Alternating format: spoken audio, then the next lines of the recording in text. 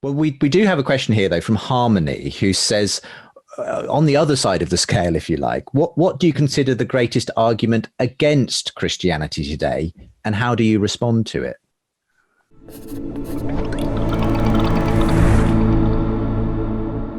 Well, I think that the best argument would be the argument from the hiddenness of God.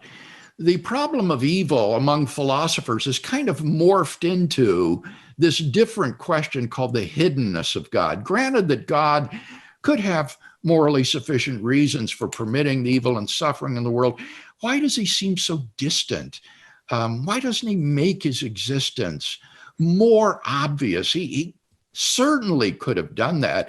He could have inscribed on every atom made by God, or placed a neon cross in the heavens saying Jesus saves, but he's not chosen to do that. And so that occasions doubt that he's really there because he seems so hidden. I think that's the best argument that the unbeliever has going for him.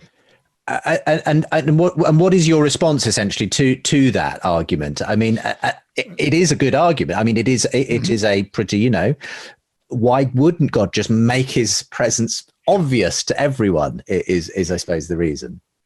My response to that would be that God knows what amount of evidence would be sufficient to bring people into a saving relationship with himself, and therefore he has provided such evidence. I think it's so important, as I indicated a moment ago, that God's goal is not to simply get people to believe in him or believe that he exists. God isn't interested in getting people to add one more item to their ontological inventory of the things that exist. Rather, what he's interested in is building an eternal love relationship with people.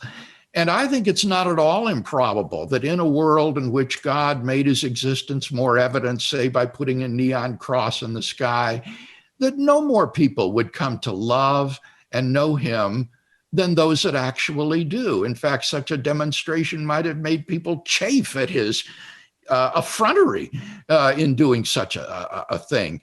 So I think that God will not allow anyone to fail to find salvation because of lack of evidence. God will provide sufficient evidence to every sincere inquirer to enable that person to have rational faith, and that he's not obligated to provide additional evidence if he knew that it wouldn't do any good.